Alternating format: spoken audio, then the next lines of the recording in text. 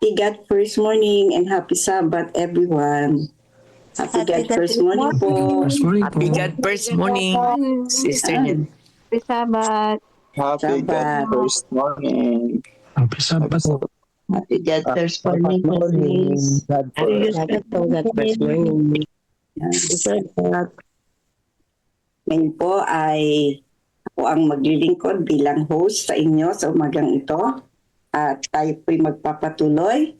Tayo muna po ay sumandaling manalangin.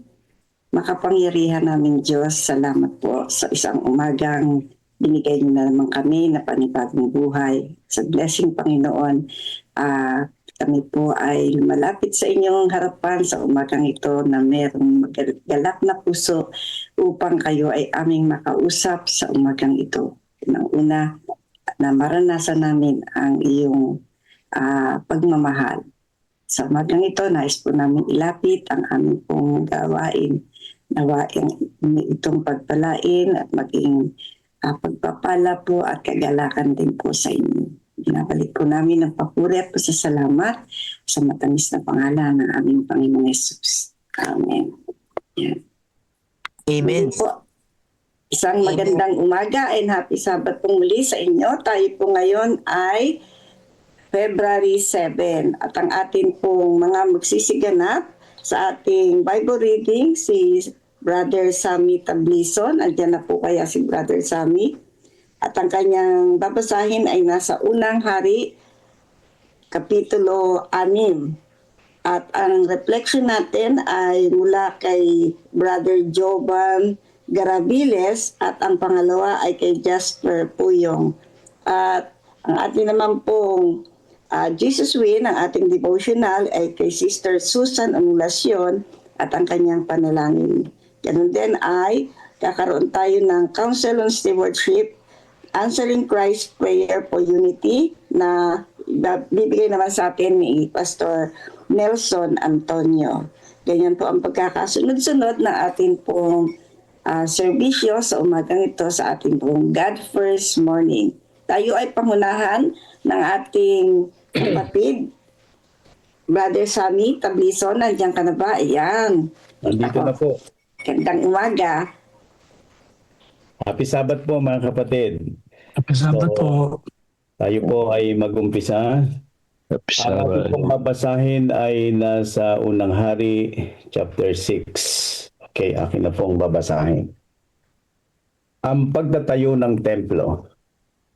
At nangyari ng ika-480 taon pagkatapos ng mga anak ni Israel ay mga kalabas sa lupain ng Ehipto, ng ika-4 na taon ng paghahari ni Solomon sa Israel, ng unang buwan ng Zib, na ikalawang buwan ng kanyang pinasimulang itinayo ang bahay ng Panginoon. At ang bahay na itinayo ng Haring Solomon ukol sa Panginoon, ang haba niyon ay 60 siko, at ang luwang ay 20 siko, at ang taas ay 30 siko. Ang portiko sa harap ng templo ng bahay ay may 20 siko ang haba, ayon sa luwang ng bahay, at 10 siko ang luwang niyon sa harap ng bahay. At ginawa ang bahay ng mga dungawan na may silahya. At sa karatig na pader ng bahay ay naglagay siya ng mga grado sa palibot, sa siping ng mga pader ng bahay sa palibot ng templo at gayon din sa sanggunian. At siya'y gumawa ng mga silid sa tagiliran sa palibot. Ang kabababaan ay may 5 siko ang luwang, at ang pangalawang grado ay may 6 na siko ang luwang, at ang ikatlo ay may 7 siko ang luwang, sapagkat siya ay gumawa ng mga tungtungan sa labas ng bahay sa palibot, upang ang mga sikang ay huwag kumapit sa mga pader ng bahay. At ang bahay ng ginagawa ay ginawa ng mga bato na inihanda sa tibagan ng bato. At wala kahit pamukpok o palakulman o anumang kasangkapang bakal na narinig sa bahay samantalang itinatayo. Ang pintuan sa mga kabababaang silid sa tagiliran ay nasa dakong kanan ng bahay at sa pamamagitan ng isang hagdanang sinuso ay nakapapanhik sa pangalawang grado at mula sa pangalawang grado ay sa ikatlo. Gayon itinayo ang bahay na tinapos at binubungan ang bahay ng mga sikang at mga tabla ng sedro. At kanyang ginawa ang mga grado na karatig ng buong bahay na bawat isa ay 5 siko ang taas at kumakapit sa bahay sa pamamagitan ng kahoy na sedro, ang tipan ng Diyos. Verse 11. At ang salita ng Panginoon ay dumating kay Solomon na sinasabi, tungkol sa bahay na ito na iyong itinatayo, kung ikaw ay lalakad sa aking mga palatuntunan at gagawin ang aking mga kahatulan at iingatan ang lahat ng aking mga utos upang lakaran, ay aking ngang pagtitibayin ng aking salita sa iyo na aking sinalita kay David na iyong ama. At ako'y tatahan sa gitna ng mga anak ni Israel at hindi ko babayaang ang aking bayang Israel. Gayon itinayo ni Solomon ang bahay at tinapos. At kanyang ginawa ang mga panig sa loob ng bahay na kahoy na sedro mula sa lapag ng bahay hanggang sa mga panig ng kisame na kanyang binalot ng kahoy sa loob at kanyang tinakpan ng ang lapag ng bahay ng tabla ng abeto. At siya'y gumawa ng isang silid na 20 siko sa pinakaloob ng bahay ng tabla na sedro mula sa lapag hanggang sa mga panig sa itaas na kanyang ginawa sa loob na ukol sa sanggunian sa makatuwid bagay ukol sa kabanal-banalang dako. At ang bahay sa makatuwid bagay ang templo sa harap ng sanggunian ay 40 siko ang haba. At may mga sedro sa loob ng bahay na inukitan ng kulukuti at mga bukang bulaklak. Lahat ay sedro, walang batong makikita.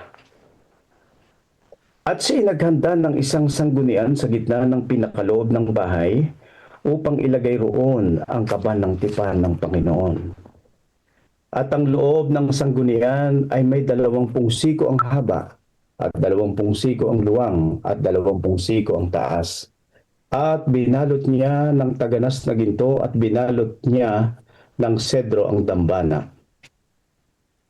Sa gayoy binalot ni Solomon ang loob ng bahay ng taganas na ginto at kanyang kinanaan ng mga tanikalang ginto ang harapan ng sanggunian at binalot ng ginto. At binalot ng ginto ang buong bahay hanggang sa ang bahay ay nayari. Gayon din ang buong dambana na nauukol sa sanggunian ay kanyang binalot ng ginto. 2 kerubin sa sanggunian. Verse 23. At sa sanggunian ay gumawa siya ng 2 kerubin na kahoy na olibo na bawat isa'y may 10 siko ang taas. At 5 siko ang isang pakpak ng kerubin at 5 siko ang kabilang pakpak ng kerubin. Mula sa dulo ng isang pakpak hanggang sa dulo ng kabila ay 10 siko. At ang isang kerubin ay 10 siko, ang 2 kerubin ay may isang sukat at isang anyo. Ang taas ng isang kerubin ay may 10 siko at gayon din ng isang kerubin. At kanyang nilagay ang mga kerubin sa pinakaloob ng bahay at ang mga pakpak ng mga kerubin ay nakakabuka na anupat. Ang pakpak ng isa ay dumadaiti sa isang panig at ang pakpak ng ikalawang kerubin ay dumadaiti sa kabilang panig at ang kanilang mga kabilang pakpak ay nakadaiti sa gitna ng bahay at kanyang binalot ng ginto ang mga kerubin. Mga ukit sa palibot at sa mga pintuan. Verse 29. At kaniyang inukitan ang lahat na panig ng bahay sa palibot ng mga ukit na larawan ng mga kerubin at ang mga puno-puno ng palma at ng mga bukang bulaklak sa loob at sa labas. At ang lapag ng bahay ay binalot niya ng ginto sa loob at labas. At sa pasukan ng sanggunian, siya gumawa ng mga pintuan na kahoy na olibo Ang taas ng pintuan at ang mga haligi niyon ay ikalimang bahagi ng panig ng laki. Sa gayoy gumawa siya ng 2 pinto na kahoy na olibo at kanyang inukitan ng mga ukit ng mga kerubin at ng mga puno ng palma at mga bukang bulaklak at binalot niya ng ginto at kanyang kinalat ang ginto sa mga kerubin at sa mga puno ng palma. Sa gayoy gumawa naman siya sa pasukan ng templo ng mga haligi ng pintuan ng kahoy na olibo sa ika-4 na bahagi ng panig at 2 pinto na kahoy na abeto. Ang 2 pohas ng isang ginto ay naititiklop at ang 2 pohas ng kabilang pinto ay naititiklop. At kanyang pinag-ukitan ng mga kerubin at mga puno ng palma at mga bukang bulaklak at binalot niya ng ginto na kapit sa mga ukit na gawa. Kanyang ginawa ang looban na 3 hanay na batong tabas at 1 hanay na sikang na kahoy na sedro. Nang ika-4 na taon sa buwan ng Ziv na inilagay ang mga tatagang baon ng bahay ng Panginoon. At ng 11 taon sa buwan ng Bul na siyang 8 buwan ay nayari ang bahay sa lahat na bahagi niyon at ayon sa buong anyo niyon na anupat 7 taong ginawa. Mga kapatid, ito po... Amen. Okay, amen. So mga kapatid, ito pong binasa natin ay itinayong templo sa pamamagitan ni Solomon. Ano po? Pero sa panahon po ng kanyang amang si David ay meron ng instruction na itatayo po itong templo nito. Kaya lang ang Diyos din na nagsabi, very particular, specific yung instruction na hindi ikaw ang magtatayo at yung iyong anak. Kasi si David, ang dahilan po, mababasa natin yan sa 1 Chronicles 22:8-10, nagbubuhos siya ng maraming dugo. Kasi alam naman natin si David, siya po ay warrior, ano po. So yung instruction na yon na magtatayo ng templo ay malinaw kay David na meron siyang na yung kanyang anak na si Solomon ang magtatayo nito at very particular din yung instruction ng Diyos na yan sa kanya. At kung babasahin po natin yan, nakasulat sa 1 Chronicle 28:6 and 7, sabi niya dito, at kanyang sinabi sa akin, sabi ni David, sinabi sa kanya ng Panginoon, si Solomon na iyong anak ay siyang magtatayo ng aking bahay at ang aking kalooban sapagkat aking pinili siya upang maging anak ko at ako'y magiging kanyang ama. So, kaya ang ginawa naman ni David, nung kausap niya si Solomon ay ganito ang kanyang instruction. At ikaw, sabi niya kay Solomon sa talatang 9, at ikaw Solomon na aking anak, kilalanin mo ang iyong Diyos ng iyong ama at paglingkuran mo siya ng sakdal na puso at ng kusang pag-iisip sapagkat sinasaliksik ng Panginoon ng lahat na puso at nalalaman ang lahat na akala ng pag-iisip. Kung iyong hahanapin siya at masusumpungan siya sa iyo, ngunit kung pababayaan mo siya ay kanyang itatakwil ka magpakailanman. Ito yung instruction ni David sa kanya. Mag-ingat ka ngayon sapagkat pinili ka ng Panginoon upang ipagtayo mo ng bahay ang santuaryo, magpakalakas ka at gawin mo.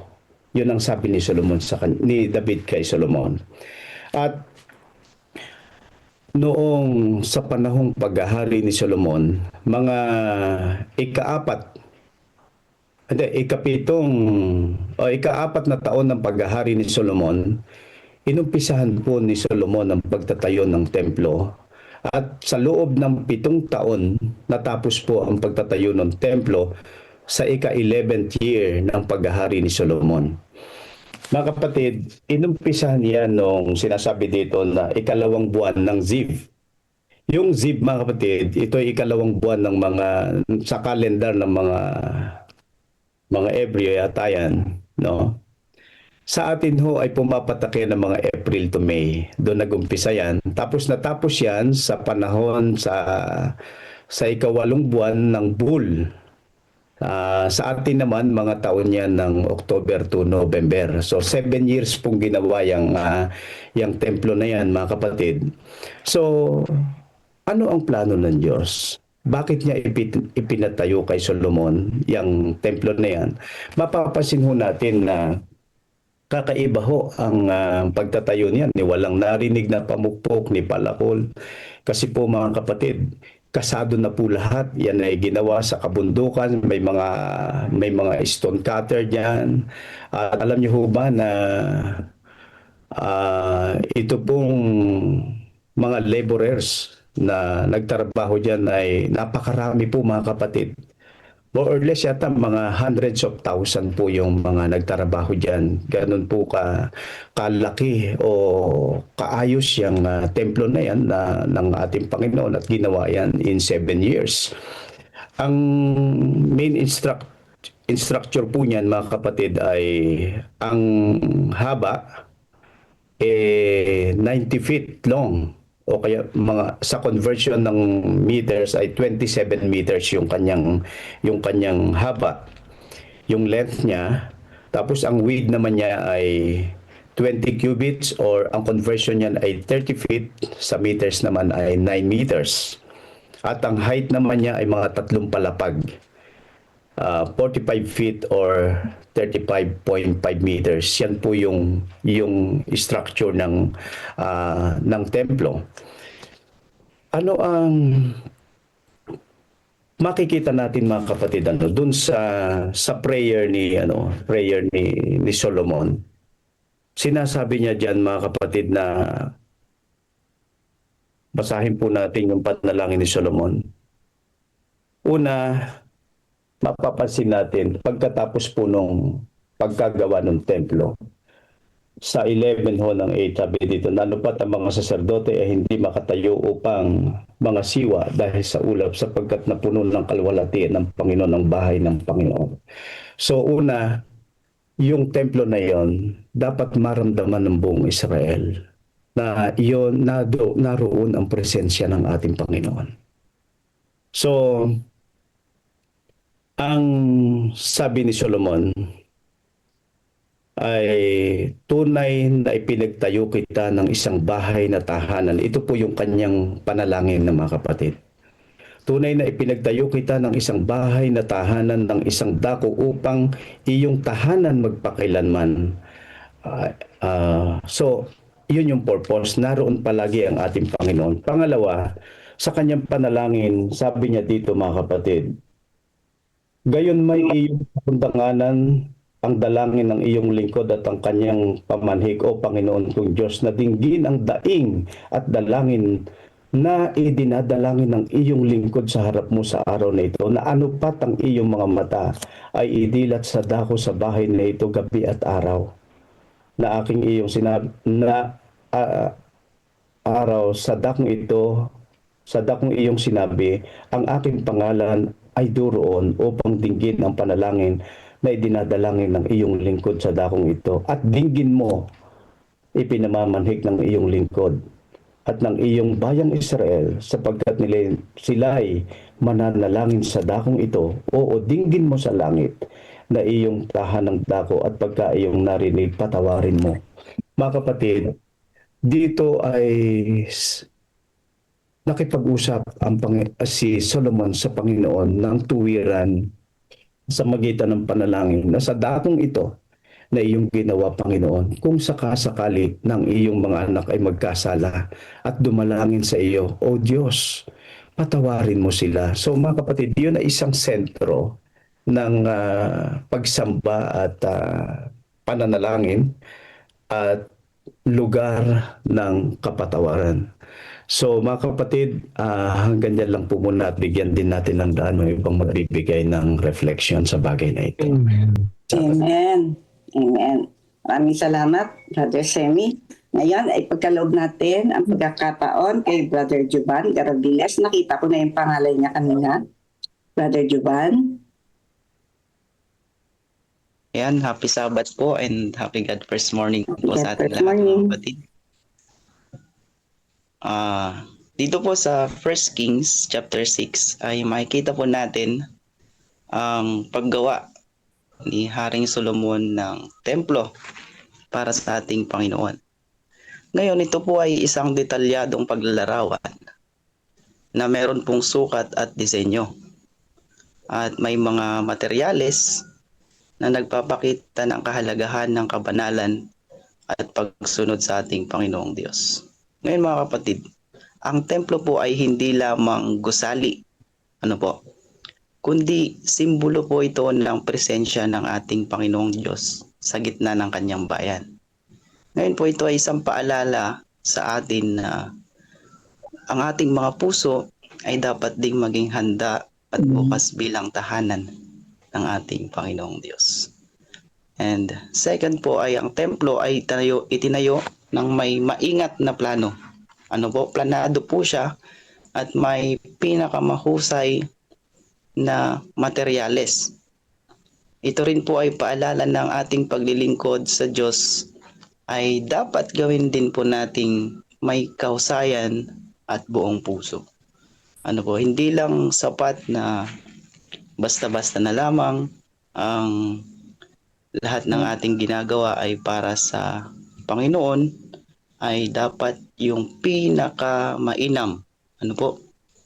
Ibig sabihin po nito ay hinihikayat po niya tayo na sa bawat gawain ay ibigay natin yung pinakamahusay na alay sa ating Panginoon. Halimbawa po sa ating paglilingkod sa Kanya, sa eskwelahan, sa trabaho, at especially po sa ating pong mga kanya-kanyang tahanan ay makita yung pinakamahusay na alay natin sa ating pong Panginoong Diyos. Mahalaga rin po na tandaan natin na sa gitna ng pagtatayo ng templo ay pinalalahanan po si Solomon ng Diyos na higit sa lahat ay ang pagsunod sa kanyang utos. Ang kagandahan ng templo ay walang saysay kung ang puso ng tao ay malayo sa kanya. Ito po ay nagsisilbing babala na ang panlabas na anyo ng pananampalataya ay walang kabuluhan. Kung hindi ito sinusuportahan ng tunay na pagsunod at pag-ibig po natin sa Panginoong Diyos. Ngayon po, mas maganda na piliin natin ang pagsunod sa kanyang kalooban kaysa sa panlabas na anyo lamang ng pananampalataya. Lastly, sa kabuuan po nito, ang 1 Kings chapter 6 ay nagtuturo po ng kahalagahan ng pagsamba at pagsunod. Ito po ay pagbibigay ng pinakamahusay sa Panginoon. Ang templo na itinayo po ni Haring Solomon ay naging sentro ng pananampalataya ng Israel that time. Ngunit higit pa rito ay ito po ay may paalala na ang ating buhay mismo, tayo po mismo ay dapat maging templo ng Diyos. Ang ating puso, ang ating isipan at mga gawa ay dapat maging tahanan ng kanyang presensya.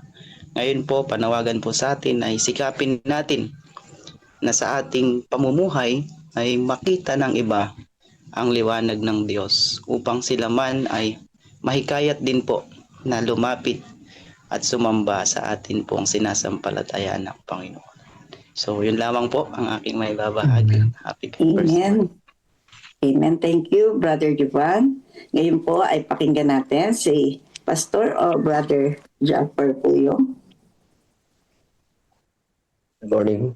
Good morning po and happy God first morning and happy Sabbath po sa ating lahat. Ang akin pong reflection sa 1 King chapter 6 ay una ay sundin ang plano ng Diyos, yung practical, follow God's blueprint. Doon po sa binasa ay kailangan po natin na sabi po doon, itinayo ni Solomon ang templo ayon sa detalyadong plano o binigay ng Diyos. Ito po ay perfect, ito po ay tunay o totoo na ang Diyos po ang nagkuman. Hindi sa sarili niyang disenyo ay itinayo, kundi ang panukala po ng ating pong Panginoon. At sa mga anumang pangunahing proyekto sa buhay natin, pamilya, trabaho o ministeryo, hanapin muna ang karunungan at patnubay ng Diyos. At sa pamagitan ng panalangin at kanyang salita bago gumawa o ng sariling plano.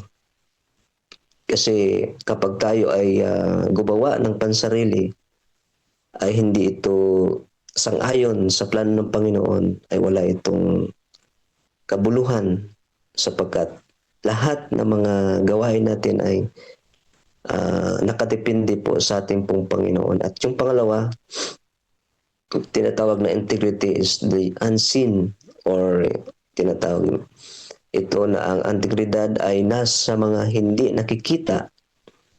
Doon po sa loob ng templo ay ganap na tinakpan ng dalisay ng ginto. Alam po natin na mga materialis doon ay hindi ordinary. Ito yung ginto. Kahit na ang mga bahaging hindi nakikita ng mga tao. At sabi po doon, paunlarin ang iyong karakter or motibo sa mga bagay na hindi nakikita ng iba. So, ito po ay panloob. No? Ang tunay na integridad ay kung paano tayo kumilos nang walang nakikita o nakakakita, or dahil sa nakikita ito ng Diyos. Kaya alam ng Panginoon yung mga nasa puso natin, no? Sa ating mga isip. So alam po ng ating pong Panginoon kung ano ang ninanais. At yung last ay sabi ko ito, the presence or God's presence is the main goal. O ang presensya ng Diyos ang pangunahing layunin sa lahat. At ang buong layunin ng templo ay upang ang Diyos ay manahan sa gitna ng kanyang bayan. So yun po ang purpose pala mga kapatid, no?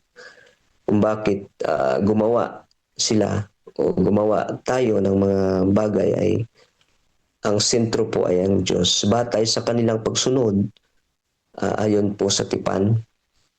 At sa lahat ng iyong mga gagawin o sa lahat ng ating mga gagawin, gawing pangunahing layunin ang pagpalapit sa Diyos at pagsunod sa Kanya.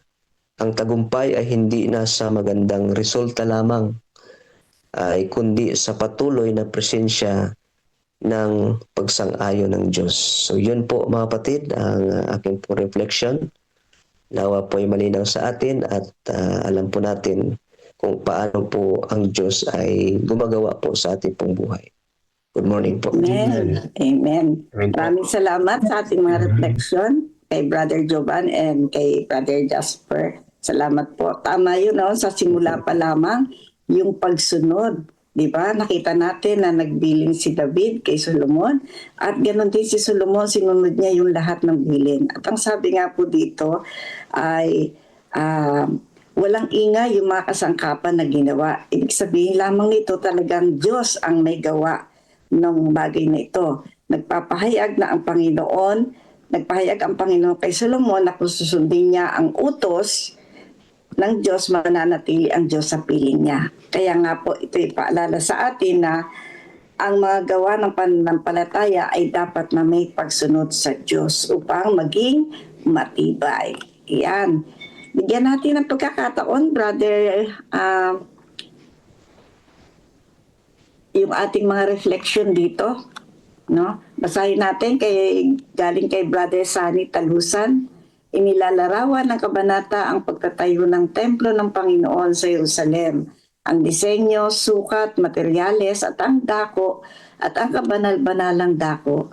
Pinakikita rito ang kabanalan, kaayusan at ang lubos na paggalang sa Diyos. Ang Diyos ay Diyos ng kaayusan at kabanalan. Hindi pabaya ang disenyo ng templo at bawat sukat at detalye ay may saysay. Paalala ito na mahalaga sa Diyos ang maayos at banal na pagsamba. Ang presensya ng Diyos ang tunay na halaga ng templo, hindi lang gusali. Ito ay tahanan ng presensya ng Diyos sa gitna ng kanyang bayan. Dito ay pinapakita rin na mas mahalaga ang pagsunod kaysa istruktura at ang pinakamahusay ay nararapat sa Kanya. Ang reflection ko dito ay ang Diyos ay nananahan sa pusong masunurin at hindi lamang sa magandang gusali. At ang tunay na pagsamba ay nagmumula sa banal na pamumuhay, kaya ihandog natin ang pinakamahusay, oras, puso at ang ating buhay sa Panginoon. Happy Sabbath at God First Morning, mga kapatid. Salamat, Brother Sunny. Napakaganda, no? Sunod natin kay Brother Jonathan Maglonso. God First Morning.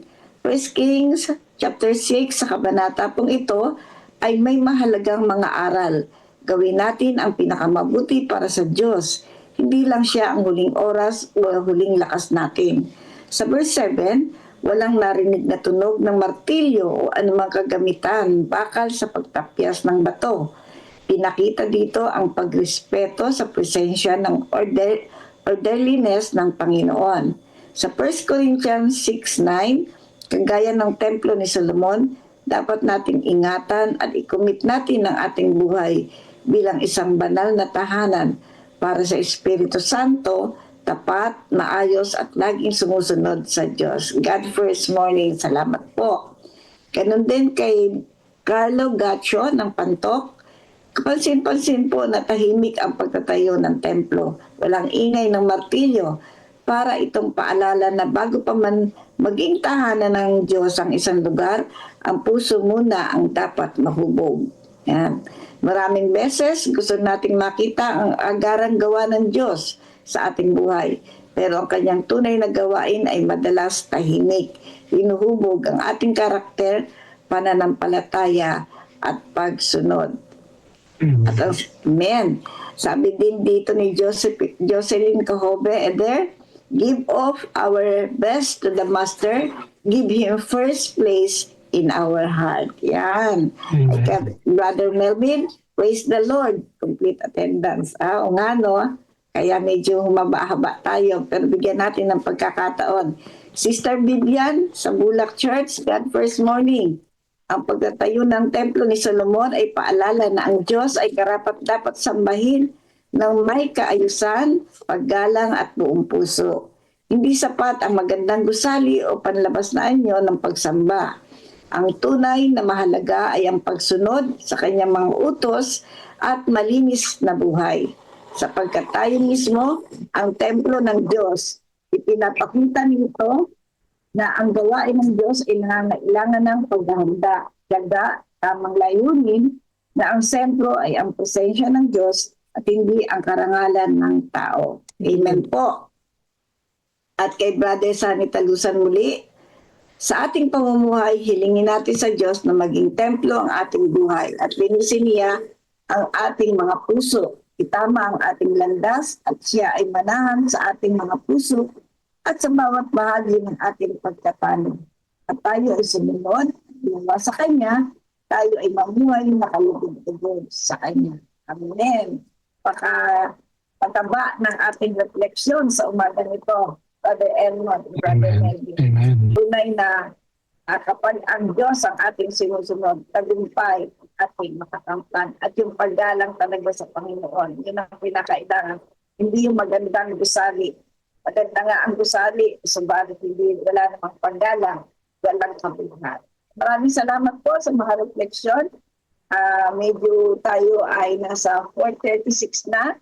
Bigay na natin ang pagkakataon sa ating video sa YouTube. Panalangin, Brother Sonny. Tayo po'y manalangin. Mahabagin po naming Ama, Diyos naming makapangyarihan po sa lahat. Sagana po kayo sa kaawaan at kahabagan sa aming mga makasalanan. Pinasasalamatan po namin kayo, Panginoon, sapagkat sa dinami-dami ng mga tao sa sanglibutan, inyo kaming tinawagan at ngayon ay nadama po namin ang inyong habag. Pinasasalamatan po namin kayo, Ama, sa mga bagay na ito. Purihin po ang inyong pangalan.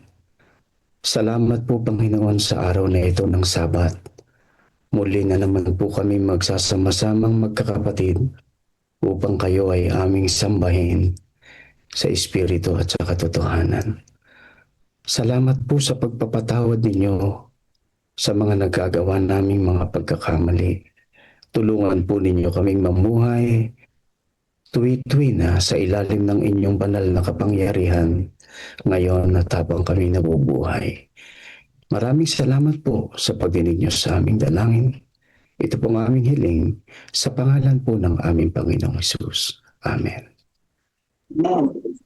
Amen. Amen. Pagkatapos bumalik ni Jesus sa langit, naiwan sa kanyang mga alagad ang dakilang tungkulin na dalhin ang ebanghelyo sa buong mundo. Puspos ng banal na espiritu, ang mga lalaki at babaeng ito ay buong tapang at kapangyarihan na ipinangaral ang mensaheng kanilang natanggap at abutin ang lahat ng sulok ng mundo. Ngunit hindi ito nangyari nang walang matinding pagtutol. Una mula sa mga Hudyo at pagkatapos mula sa pamahalaang Romano. Maraming Kristiyano ang nanatiling tapat hanggang kamatayan. Tiniis ang pagpapahirap at kahihiyan sa harap ng mga masayang manood sa Circus Maximus at Colosseum sa Roma at sa buong imperyo. Gayunpaman, ang dugo ng mga martir ay naglatag ng daan para lalo pang lumaganap ang ebanghelyo. Pagkalipas ng mga taon ng pag-uusig ng mga emperador ng Roma, isang emperador na nagngangalang Constantine ang nagpahayag ng kanyang pagtalima sa Kristyanismo noong 312 AD. Naging tanyag ang Kristyanismo, ngunit kasabay nito ay pumasok din sa simbahan ang maraming paganong kaugalian at simbolo, lalo na sa Roma. Ang obispo ng Roma ay unti-unting nagkaroon ng higit na kapangyarihan at autoridad at nagsimulang tutulan at usigin ang mga taong kumikilala kay Jesus lamang bilang ulo ng iglesia at tumatanggap sa Biblia lamang bilang pinakamataas na pamantayan ng katotohanan. Upang makatakas sa lumalalang pag-uusig, ang tunay na bayan ng Diyos ay umatras patungo sa mga liblib na lugar ng Europa. Sa hilagang Italia, ang mga Waldenses ay nagtago sa mga kabundukan. Marami ang pinatay ngunit patuloy na nagningning ang liwanag sa kadiliman sapagkat ang Diyos ay nananatiling may kontrol. Siya ay nagbangon ng mga lalaking tulad ni Wycliffe, Hus, Tyndale, Luther, Calvin at Zwingli upang tumindig para sa katotohanan. Ipinaglaban nila ang Biblia lamang, pananampalataya lamang at si Kristo lamang. Noong 1798, sa katuparan ng propesiya sa aklat ni Daniel, ang kapangyarihang panrelihiyon at pangpolitika ng simbahang Romano ay pansamantalang nabawasan nang alisin ni General Berthier si Pope Pius VI sa kanyang trono. Kasunod nito, nagkaroon ng malaking pagkagising sa interes tungkol sa mga propesiya ni Daniel at marami ang naniwalang malapit nang bumalik si Jesus. Sa Estados Unidos, pinangunahan ng Baptist preacher na si William Miller kasamang daang-daang ibang tagapangaral ang pagtuturo tungkol sa pagbabalik ni Kristo noong 1844. Subalit nang hindi bumalik si Jesus noong 1844, masusing pag-aaral ng Biblia ang nagbigay liwanag sa isang maliit na grupo na ang ministeryo ni Kristo sa makalangit na santuaryo ang dahilan ng kanilang matinding kabiguan. Natuklasan nila sa Biblia na ang ikapitong araw ay Sabat na itinalaga ni Jesus para sa kanyang bayan.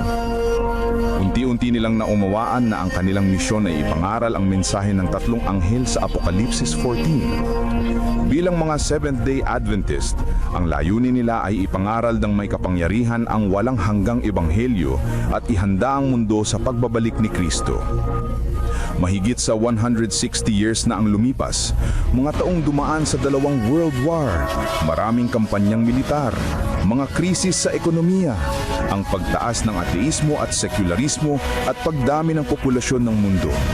Dumami rin ang mga natural na kalamidad na pabalik-balik at lumalala. Sa panahong ito, ang misyon at mensahe ng iglesia ay mas may kabuluhan at mas agaran kaysa dati.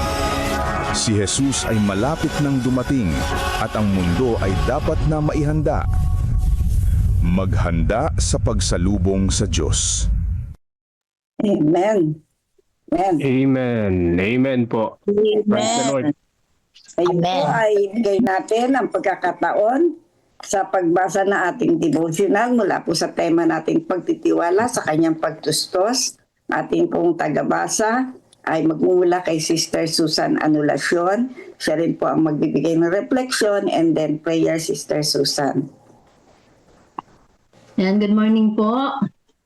Ang pamagat po ng ating morning devotional po sa umagang ito, ang kanyang pamamagitan. Sabi po sa Matthew 10:19, huwag kayong mangamba kung paano kayo magsasalita o kung ano ang inyong sasabihin, sapagkat ipagkaloob sa inyo sa oras na iyon ang inyong sasabihin. Napangiti ako nang mabasa ko ang komento sa Matthew 10:19 sa aking study Bible. Huwag mag-alala tungkol sa kung ano ang inyong sasabihin. Huwag gamitin ng mga ngaral bilang dahilan para sa kakulangan ng paghahanda sa sermon.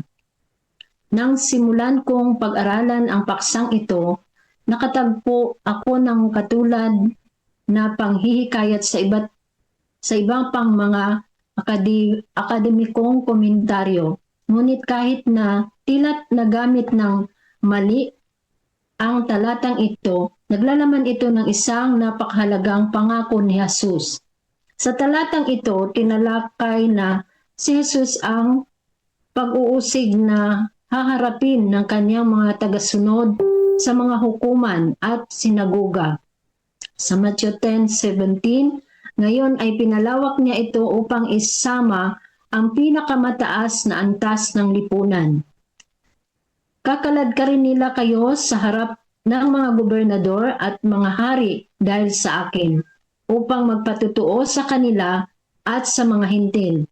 Sa talata 18, kahit ang hindi na inaasahang pulong sa mga otoridad ay gagamitin ng Diyos upang magpatutuo tungkol kay Jesus sa mga hindi naniniwala. Nagpatuloy si Jesus sa pagtalakay na sa ilan sa mga critical na sitwasyong ito, kinakailangan ang verbal na patutuo. At dito'y pinapahayag ni Jesus na ang ating Ama na ating pinagkatiwalaan na magbibigay para sa ating pang-araw-araw at pangunahing pangangailangan, ay magbibigay din ng mga salitang dapat nating sabihin sa ganitong krisis. Ito ay isang napakakatiyak na pangako. Hindi alintana ang katayuan sa lipunan o mga kakayahang intelektual ng mga tagasunod ni Jesus na tinawag upang magpatutuo sa ganitong paraan. Makikialam ang Diyos at magbibigay ng banal na yaman, sapagkat hindi kayo ang magsasalita, kundi ang Espiritu ng inyong Ama ang magsasalita sa pamagitan ninyo. Sa Matthew 10:20, sa makatuwid, huwag kayong mangamba kung paano kayo magsasalita o kung ano ang inyong sasabihin, sapagkat ipagkaloob sa inyo sa oras na iyon ang inyong sasabihin. Sa talata 19. Sinabi ni Jesus na hindi tayo dapat mag-alala tungkol sa ating patutuo. Kahit sa pinakamataas na antas ng otoridad, magsasalita tayo tungkol kay Jesus at mamagitan ng Ama sa pamagitan ng pagbibigay ng kanyang Espiritu para sa mga ganitong sitwasyon. Oo, nagbibigay ang Diyos ng ating pagkain at damit sa Matthew 6:25-34 at nagbibigay din siya ng ating mga salita kapag tayo ay nagbibigay ng patutuo tungkol kay Jesus sa Matthew 10:18-20. Sa makatuwid, huwag kayong mangamba at pagkatiwalaan ang pamamagitan ng Espiritu. Amen. Amen. Ang akin pong reflection sa ating pong binasa sa umagang ito ay huwag po tayong mangamba Sabi ni Jesus, yan po ang sinabi, na kailangan pagkatiwalaan lang po natin na ipaisip sa atin ng banal na espiritu po kung ano po ang ating sasabihin sa mga tao. Pinapadala ng banal na espiritu kung ano ang ating pinag-aralan, binasa at hinahandang sermon o kaya sasabihin sa mga taong mayroong katanungan tungkol sa kaligtasan. Kaya naglaan siya ng banal na espiritu na tutulong mula sa langit para sa lahat ng kagipitan, hindi kayang masapatan ng kakayahan ng isang tao. Binigay niya ang Espiritu Santo na upang tumulong sa bawat kagipitan kapag ang tao ay magtitiwala sa Espiritu ng Diyos. Binago nito ang buhay, makasalanang isip ay nag-aalis, ang masamang gawain ay tinatalikuran.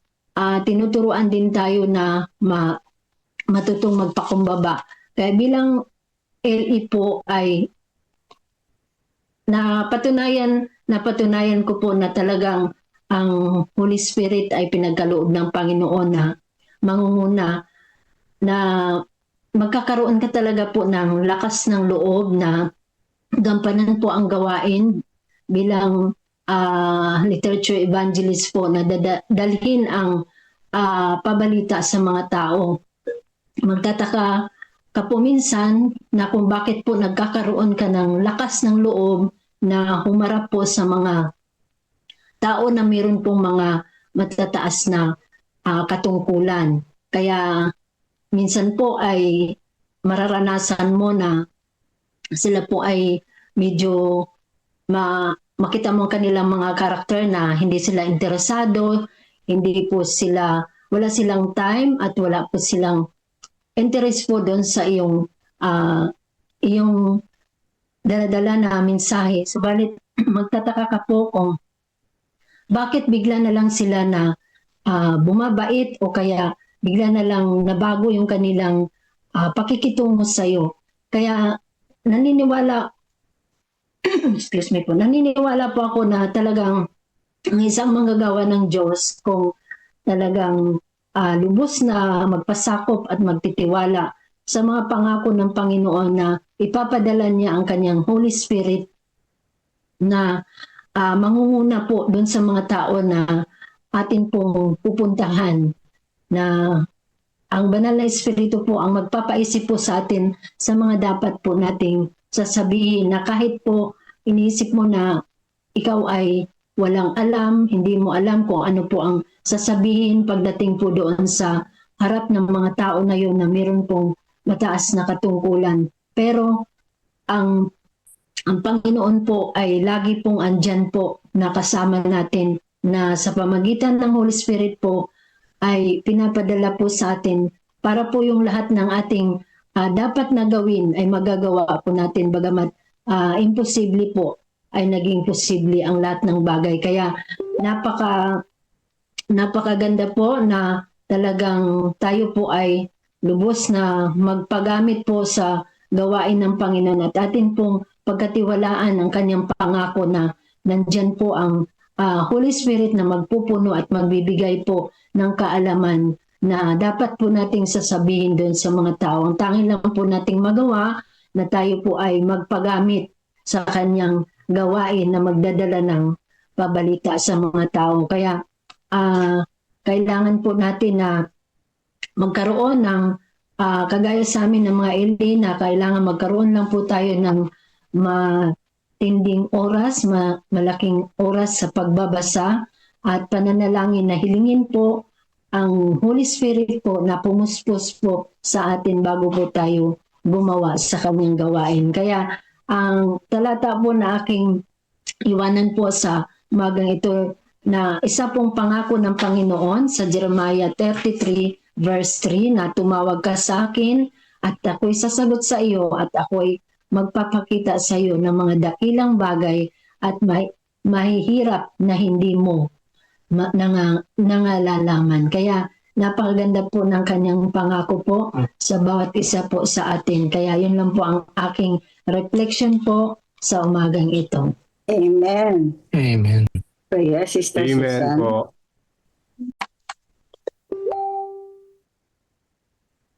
Prayer na po. Okay, tayo po'y manalangin. Diyos na makapangyarihan sa lahat, maraming salamat po, Panginoon, sa inyong patuloy na pakikisama po sa amin sa pamagitan ng inyong Holy Spirit sa aming lahat ng mga gawain sa mundong ito. Salamat po sa inyong patuloy na patnubay. At sa umagang ito, Ama, kami po ay patuloy na nagkakaroon ng mga karagdagan, ng mga kaalaman na nagpapalakas po sa amin, sa aming paglilingkod bilang inyong manggagawa sa sanlibutan ito. Salamat po sa lahat ng kalakasan, sa lahat ng kakayanan na inyong pong pinagkaloob sa amin.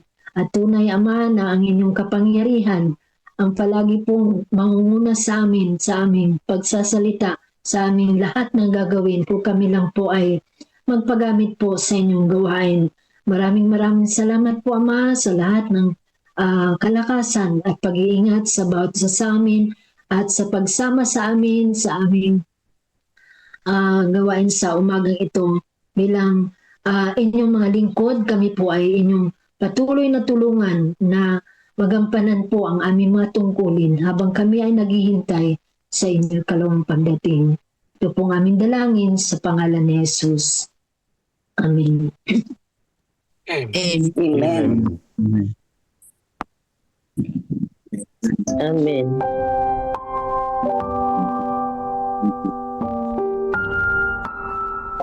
Mga Kristiyanong nakatuon sa krus. February 7. Offertory Reading Devotional. May mga talata sa Biblia na parang hindi akma. Halimbawa, bakit ipinaliliwanag ni Jesus na ang ating mga mata ay ilawan ng ating katawan sa gitna ng mga talatang tumutulig sa materialismo tulad ng huwag kayong mag-impok ng mga kayamanan sa lupa at hindi kayo maaaring maglingkod sa Diyos at sa salapi. Mateo 6:19-24. Ano ang kaugnayan ng ating mga kayamanan sa lupa at ang pahayag ni Kristo na hindi kayo maaaring maglingkod sa Diyos at sa salapi sa ating mga mata? Alam natin na ang pagtingin sa mga magagarang patalastas ay maaaring direktang makaapekto sa kung paano natin ginagamit ang mga material na pagpapala na ipinagkatiwala sa atin ng Diyos. Ngunit, maaari din kayang binabalaan tayo ni Jesus laban sa kamangmangan ng paglalakad sa kanyang landas na ang ating kanang mata ay nasa mga kayamanan sa langit at ang ating kaliwang mata ay nasa mga kayamanan sa lupa? Kapag ginawa natin iyon, tayo ay nagiging isang Kristiyanong lulinhaya ang mata. Hindi natin magagawang tumuon ng malinaw sa mga walang hanggang bagay na mahalaga. Salamat sa Diyos na si Jesus ay hindi lamang ang ating daan, ngulit siya rin ang ilaw para sa ating landas. At nag-aalok pa siya ng gamot sa mata upang tulungan tayong makakita ng malinaw habang sinusunod siya. Maging malinaw ang ating paningin bilang mga Kristiyanong nakatuon sa pamamagitan ng pagpapanatili ng ating mga mata sa krus ni Jesus. Panawagan. Magalak tayong mag-impok ng ating mga kayamanan sa langit, kung saan matatamasa natin ang mga ito sa buong walang hanggan. Sa pagbabalik natin ng mga ikapo ng Diyos at pagbibigay ng ating mga handog, gawin natin ito nang nakatuon ang ating mga mata sa ating tagapagligtas, si Jesus na siyang Kristo na pinagmumula ng lahat ng ating mga pagpapala. Salamat, Panginoong Jesus. Sa pagbabalik natin ng ating mga ikapo at pangakong handog, ay ilagay natin sa huli ang ating mga hangarin at unahin ng Diyos. Amen. Amen po. Praise the Lord. Amen. Amen po. Sa pagkakataon pong ito ay atin na pong maririnig ang ating pong Pastor Nelson Antonio sa ating pong Councils on Stewardship, Answering Christ Prayer for Unity. Pastor Nelson, happy Sabbath po. Hey, God first morning, Brother Edmond. Salamat mga kapatid. Bago tayo magpatuloy ay nais ko pong i-announce sa inyo. Meron po tayong special guest mga kapatid.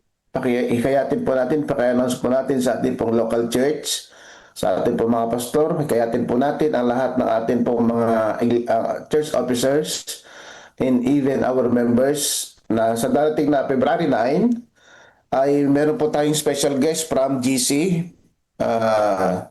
Associate Director ng Stewardship, si Pastor Aniel Barbe. Mga kapatid, siya po yung atin pong guest dito po sa God First Morning. So, nagpapagawa po ako ng poster pero hindi pa po nagagawa. Baka sakali magawa po hanggang mamayang hapon, hindi ko po alam kung kailan. So, mga kapatid, i-announce po natin na meron po tayong special guest sa atin pong God First Morning.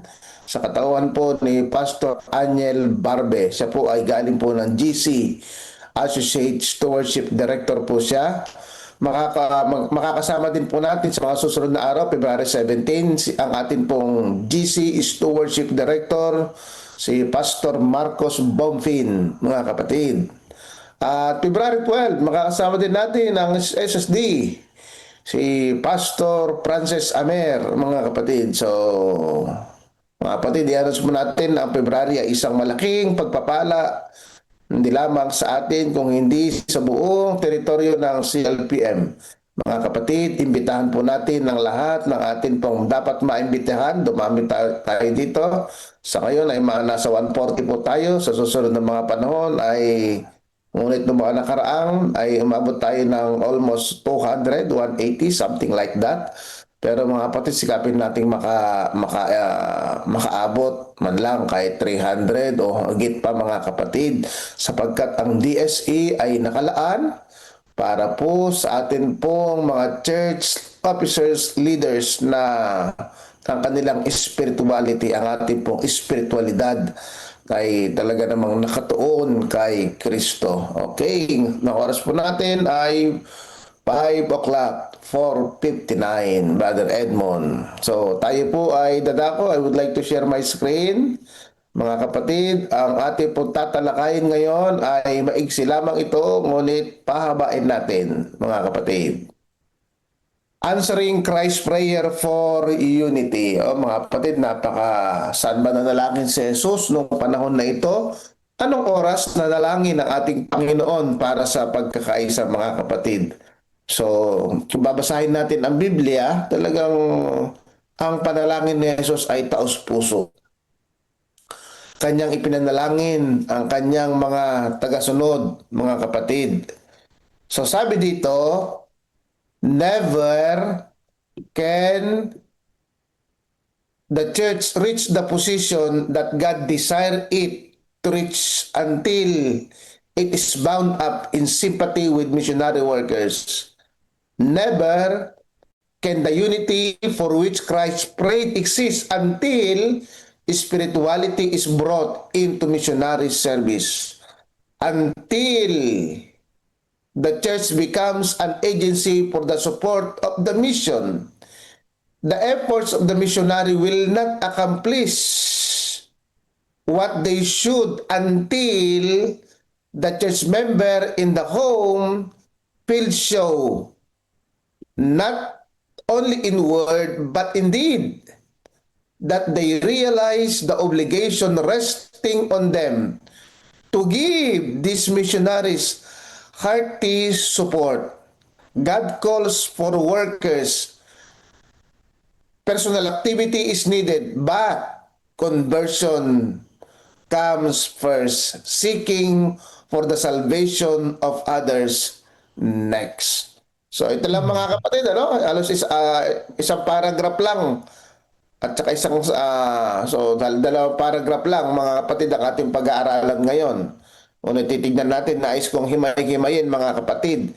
So ngunit nais ko munang balikan mga kapatid ang panalangin ng ating Panginoong Hesus. Basahin natin sa aklat ng Biblia, John 17 verse 9, dinadalangin ko sila. Hindi ang sanlibutan ang dinadalangin ko, kundi iyong mga sa akin ay ibinigay mo sapagkat sila'y iyo. Ang lahat ng mga bagay ay iyo at ang iyo ay akin. Ako'y lumuluwalhati sa kanila. wala na ako sa sanlibutan. At ang mga ito ay nasa sanlibutan. Ako'y paririyan sa iyo, Amang Banal. Ingatan mo sila sa iyong pangalan, iyong mga ibinigay mo sa akin upang sila'y maging isa, na gaya naman natin. So yan po yung dalangin ng ating Panginoong Yesus, na maging sila. Pero mga kapatid, kung bihimay-himayin sana natin to, napakatagal sana pag-aaral nito, mga kapatid. So sabi niya, Amang Banal, ingatan mo sila sa iyong pangalan. So pinapanalangin tayo ng Panginoon, ingatan tayo mga kapatid. Bakit? Ibinigay mo sila sa akin. O anong wish ng Panginoon? Upang sila'y maging isa. Mga kapatid, pagsikapan po nating maging isa tayo. Sapagkat yan ang desire at nais ng Diyos sa kanyang iglesia. Tuloy natin mga kapatid ang kanyang panalangin. Hindi ko idinadalangin, isin mo sila sa sanlibutan. Kundi ingatan mo sila mula sa masama. Napakabuti ng Panginoon mga kapatid. Kaya sabi ko kanina, bagamat maiksi lang yon, pero kung pahabain natin, matagal sana ito mga kapatid. So, dinadalangin ng Panginoon, ingatan mo sila. Pero mga kapatid, sabi ng Panginoon, maranasan ang kabanalan naway makita sa kanilang buhay. Hindi sila taga-sanlibutan. Tatandaan niyo mga kapatid ng panalangin ni Jesus. Hindi kayo taga-sanlibutan. Hindi tayo taga-sanlibutan. Nagaya ko naman na hindi taga-sanlibutan. Why we are, sabi ng Apostol Pablo, ang ating pagkamamamayan ay sa langit. Pakabanalin mo sila sa katotohanan. Ang salita mo ay katotohanan. Dalangin din po ni Jesus yan mga kapatid. Yung ingatan tayo, pakabanalin tayo, bagamat hindi tayo nandito sa sanlibutan, pero maranasan natin yung kabanalan mga kapatid habang tayo ay nasa sanlibutan. Kung paanong ako yung sinugo sa sanlibutan, sila'y gayon di sinusugo ko sa sanlibutan. So dalangin ni Jesus yan mga kapatid.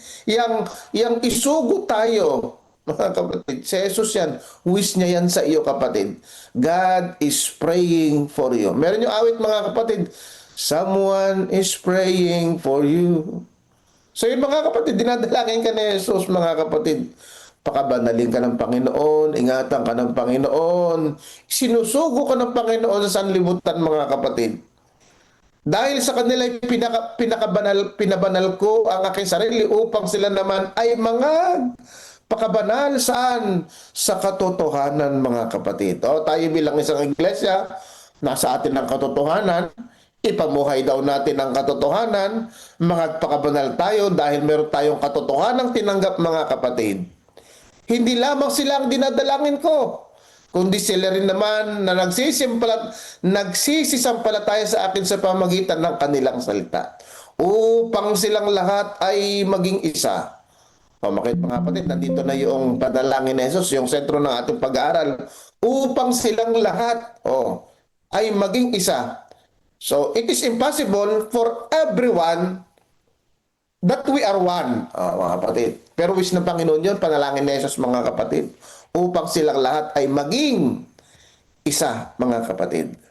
So yan po yung panalangin ni Jesus. Pero tatanda natin mga kapatid, unity is one of the fundamental beliefs ng ating iglesia. Tatandaan niyo po, pundasyon ng ating pananampalataya, paniniwala, nasa pang-14 mga kapatid, 14, unity in the body of Christ. So, ito mga kapatid, ginawa ko yan sa ako natin. Christ calls us to be unified. Ito yung panalangin ni Jesus. Hinihiling ni Jesus na tayo magkaisa bilang isang iglesia mga kapatid. Ano pa mga kapatid ang sabi ng Biblia? Being united in mission is the only way for God's family to truly grow. But perhaps the most important reason for God's people to strive for unity is that when we'll let go our pride and put others first and try to cooperate, we are living out the example of Jesus set for us mga kapatid. Bakit mga kapatid? Hanggat hindi tayo nakikiisa kay Kristo, hindi natin maka-accomplish ang misyon na pinagkatiwalas ng Panginoon. Tatandaan niyo mga kapatid, dinadalangin ko na sila yung maging isa, kumbaga makiisa sa atin, sabi ng Panginoon. If we want to live by the example of Christ set before us, then we need to learn how to be unified. Seeing people the way Jesus sees them in putting others before ourselves. Gusto ng Panginoon makiisa tayo sa Kanya sapagkat ang Ama at Jesus ay isa. They are united, mga kapatid. So gusto ni Jesus makiisa tayo. Bilang isang iglesia, magkaisa tayo. Pero mararanasan lamang natin na tayong lahat ay isa if we are in Christ, mga kapatid. Kung tayo ay nakiisa kay Kristo, mga kapatid. So sabi dito, mga kapatid, na unang-una, dapat nating matutunan, the church has a mission. Never can the church reach the position that God desire it to reach until it is bound up in sympathy with missionary workers. So yung iglesia, mga kapatid, ay nais ng Diyos na kanyang maabot yung kanyang yung dahilan ng kanyang pagkatatag. Ang iglesia po natin may misyon. So ganoon ang ating Panginoon. Kaya sabi ng Panginoon, sinusugo ko sila bilang sapagkat sila'y akin, sabi ng Panginoon, mga kapatid. So, pangalawa, sabi dito, hinihimay-himay natin, never can the unity for which Christ prayed until spirituality is brought into missionary service, mga kapatid. Hanggang ang ating may nabasa ko sa writing si Mrs. White, sabi niya, so, the secret of unity is bound in the union with Christ. So, ang ating buhay daw, mga kapatid, sabi niya, the secret of unity is union with Christ. So, ang sekreto daw ng pagkakaisa, kaya sabi ng Panginoon, dinadalangin ko na silang lahat ay iisa, sapagkat tayo ay iisa kay Kristo, mga kapatid. So, spirituality, sabi niya, never can the unity, hindi daw natin makakamit ang pagkakaisa na dinadalangin ni Jesus until spirituality is brought into missionary service. Hanggat hanggat tayo ay na kay Kristo, hanggang ang spiritualidad ay madalasan sa paglilingkod. Ang pagmimisyon, pagkamisan, mga kapatid, ang pagmimisyon ay dadalhin tayo sa maturity ng pagkakaisa. Mga kapatid, napakaganda ng panawagan at panalangin ni Jesus sa atin. Ang pagmimisyon ay dadalhin tayo sa maturidad ng pagkakaisa until spirituality is brought into missionary service. Ano pa, mga kapatid? Pangatlo, until the church becomes an agency for support of missions. Na-organize ang iglesia dahil sa mission. Now, God organizes church for service and mission to support His mission, mga kapatid. Mga kapatid, kabilang tayo sa iglesia na may mission. Let us support missions, mga kapatid. Ano to, mga kapatid? May S yan. Marami yan, mga kapatid. Support of mission. Pag sinabi natin ating suportahan ang misyon na pinagkatiwala ng Diyos, kaakibat dyan, mga kapatid, yung ating mga ikapo at mga handog. Hindi daw natin makakamit, mga kapatid, until the church becomes an agency for the support of mission, mga kapatid. Hindi na. Pero, mga kapatid, what's the foundation? The foundation is we are in Christ. Yung tayo ay nakiisa kay Kristo. Tatandaan niyo, mga kapatid, ang layunin. Itong ipinapanalangin ni Jesus, ito yung ugali ni Jesus. Ano yun? Yung pagiging, yung sakripisyo, yung mission, yung sumuporta, yung hanap. That's the mission of, yung alam niyo, mga kapatid, kapag sinabi natin unity, dapat nawawala din yung pride. Nakikita dyan ang ugali ni Kristo, mga kapatid. So dito, mga kapatid, yung pangatlo dito, until the church becomes an agency for the support of mission. Tatandaan natin, the church can have the capacity to support the mission if the members have the heart to give. Kayang suportahan ng iglesia ang kanyang misyon hanggat ang mga kaanib nito ay merong pusong mapagbigay, mga kapatid. Yan po yung panalangin ni Jesus. Pagtugon sa panalangin ni Jesus, mga kapatid, pagtugon sa panalangin ni Jesus, answering Christ's prayer for unity. Pang-apat, mga kapatid, the efforts of the missionaries will not accomplish, hindi daw natin ma-accomplish what they should until the church members in the home field show, not only in word but in deed, that they realize the obligation resting upon them, resting on them to give these missionaries their hearty support. So hindi daw natin ma-accomplish, hindi daw natin masusuportahan hanggang ang mga kaanib ng iglesia, church members in the home field show, not only in word but in deed. When we say, Lord, I love you, Lord, but not only in word but also in deed. We need to accomplish the mission not only in word but in deed. Ano yung indeed, mga kapatid? Yung taos-pusong pagsuporta. Ano yan, mga kapatid? Ano yung indeed na yon? That they realize the obligation resting on them to give. What's indeed, mga kapatid? Not only in word, but only in deed. Hindi lamang sa salita, kung hindi sa gawa, na kanilang ma-realize ang kanilang obligasyon na nakaatang sa kanila na magbigay saan? Sa mga missionaries ng taos-pusong pagkakaloob, mga kapatid. Tatandaan niyo po, dapat tayong tumugon sa panalangin ni Jesus. Not only in word, but also in deed. What is in deed? Yung pusong mapagbigay, mga kapatid. Huwag po tayo maging madamot, mga kapatid. Sapagkat wala sa panalangin ni Jesus ang pagiging madamot. Nasa panalangin ni Jesus ang pagiging mapagbigay.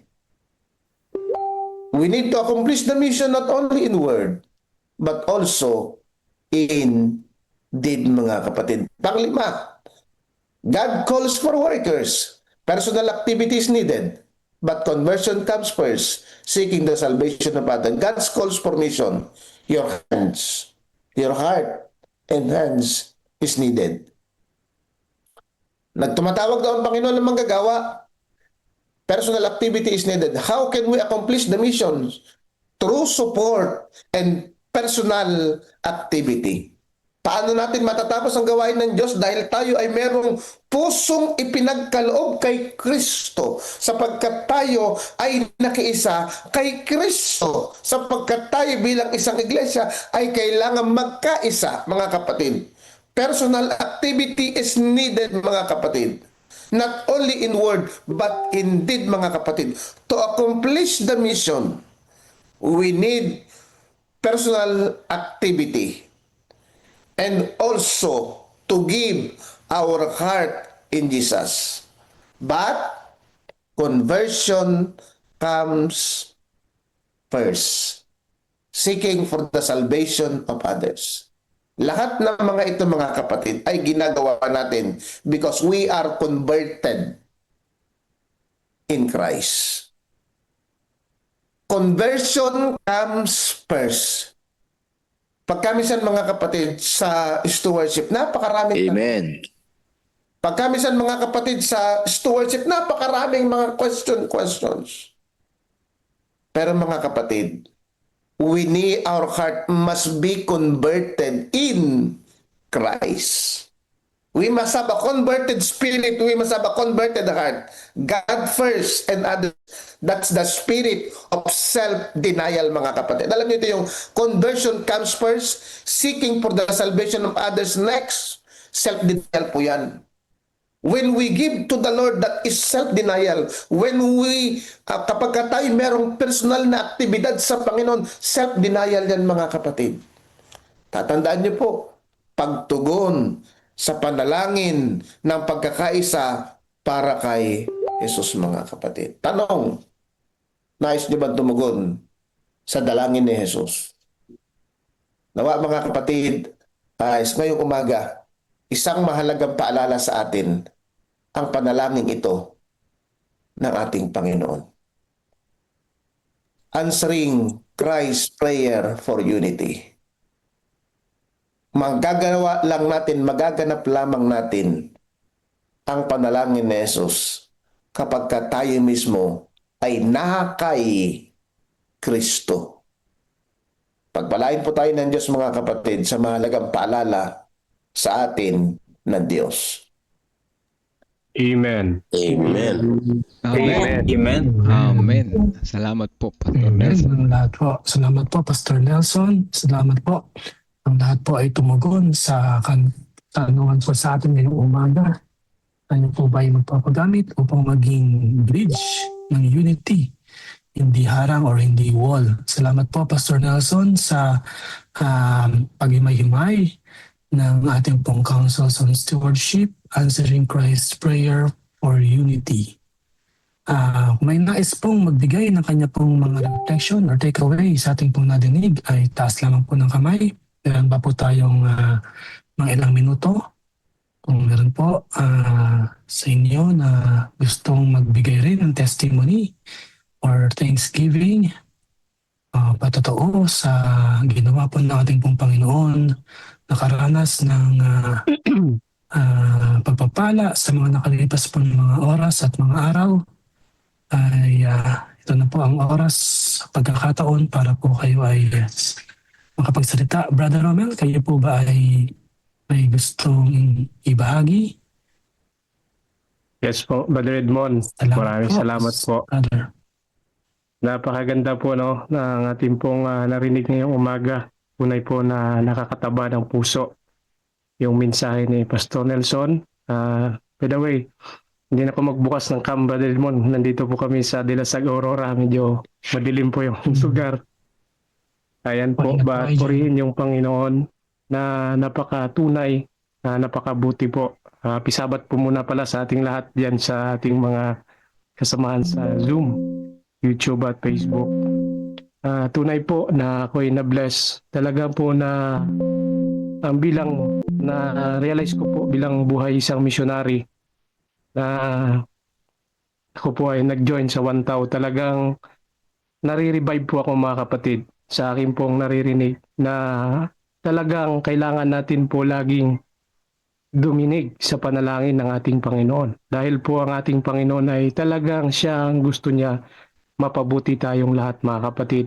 At hindi lang po actually dyan nagtatapos. Kaya tayo din ay kabahagi din ng misyon ng ating Panginoon. Yun yung napakaganda dyan mga kapatid na dinidiin ni Pastor Nelson na ang pagmimisyon hindi lamang actually yan sa isang lamang na leader o sa isang may katungkulan, kundi tayo mga kapatid yan bilang mga kabahagi ng katawan ng Iglesia ng Panginoon. Mayroon tayong mission individually. Kaya paano po ba mabubuo yung mission kung wala pong suporta ng ating pagpapala? Yun yung napakaganda doon mga kapatid. Kaya tunay po na nakaka-bless dahil buong-buo na yung pagtalakay ni Pastor Nelson at diniin niya talaga ng tudo na tayo po ay mayroon pong kabahagi doon. Kaya po sa umagang ito ko po ay nabibless dahil po sa aking anak na panganay. Lagi niya pong sinasabi, Daddy, alam niyo mga kapatid, yun po pala ay may impact sa kanya yung ating pong pinag-aaralan every morning.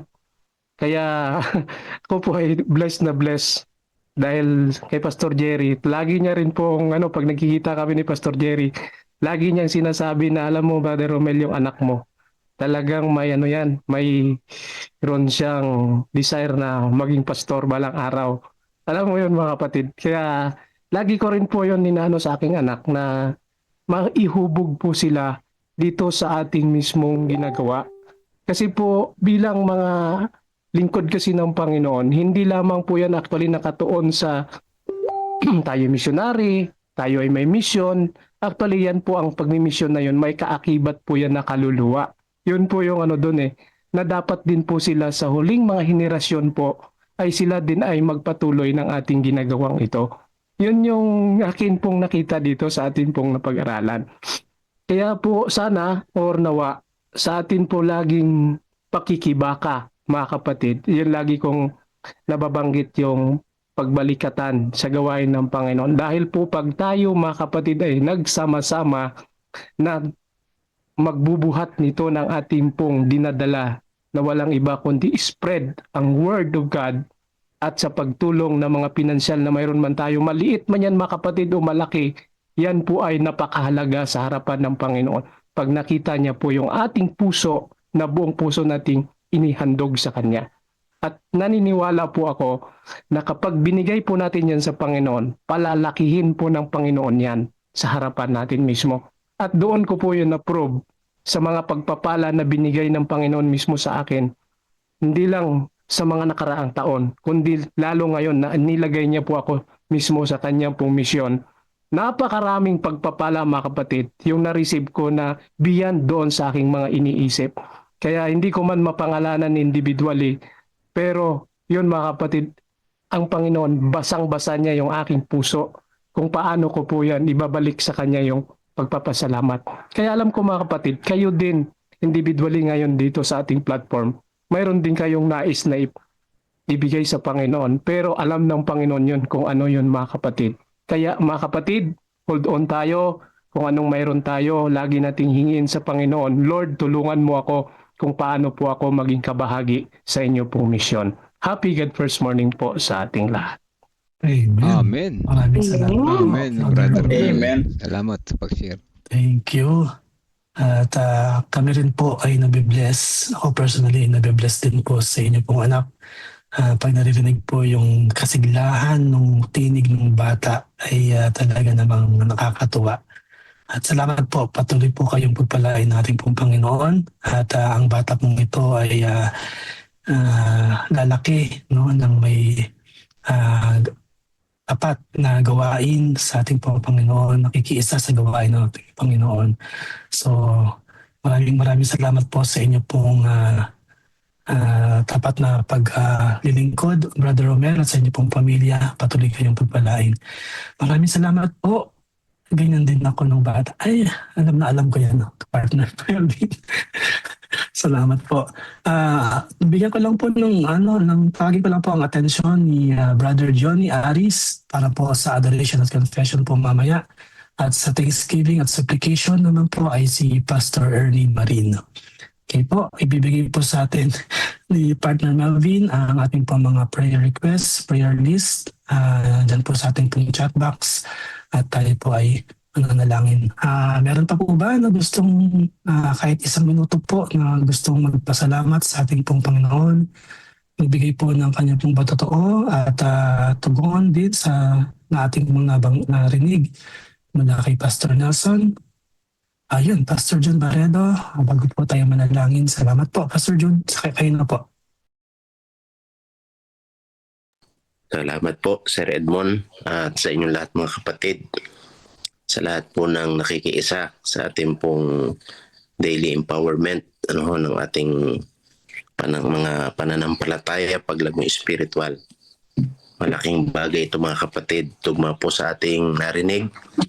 Patay sabi ng git ng ating po ministerial secretary. Napakaganda na tayo ho mga kapatid sa ganitong larawan ng paglilingkod ay binubuklod po tayo ng tali ng pagkakaisa. Katulad ng ating narinig, hindi tayo magkakaroon ng pusong kaisa kay Kristo kung hindi makikitaan sa bawat isa sa atin o tayo mismo yung tinatawag na pagkakaisa. Kaya nakakatuwa mga kapatid na tayo po, bagamat iba-iba ang pinagmulan, mayroong kanya-kanyang meron po tayong mga kani-kanyang kaisipan. Pero ang maganda sa atin, bilang tinawag sa isang layunin ng paglilingkod, iniisa po tayo sa Panginoon. Kaya mga kapatid, salamat po sa inyong patuloy na pagtugon sa panawagan ng gawain. At gaya ng ating pong minimiti ng ating Pangulo, ay patuloy po nating abutin yung mga tao na kinakailangan nating abutin para mailapit natin sila sa Panginoon. At hindi lamang yung ating mga kapitbahay, yung ating mga katrabaho, kundi mismo yung ating mga kapamilya sa loob ng iglesia. Na bago man po tayo mga kapatid uuwi sa langit, ay mabuklod tayo ng tali ng pagkakaisa.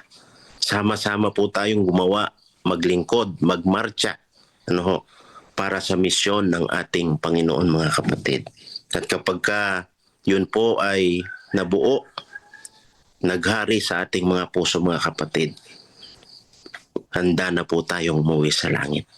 Kaya mga kapatid, salamat po sa puso at tali ng pagkakaisa. Patuloy po tayong tumugon sa panawagan ng gawain. Pagpalain po tayong lahat ng ating pong Panginoon at happy Sabat po. Amen.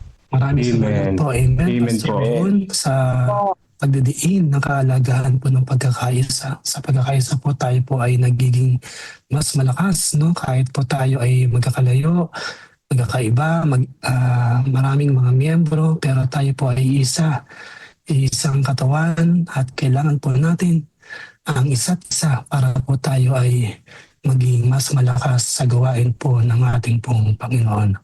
Sa pagkakataong ito, mga kapatid, tayo po ay dadako na sa Garden of Prayer. Muli ay ang mauuna sa ating pong adoration at confession, si Brother Diony Aris. At sa Thanksgiving at supplication naman po ay si Pastor Ernie Marin. Mga kapatid, tayo po ay maghanda upang manalangin. Tayo po ay manalangin sama-sama, mga kapatid.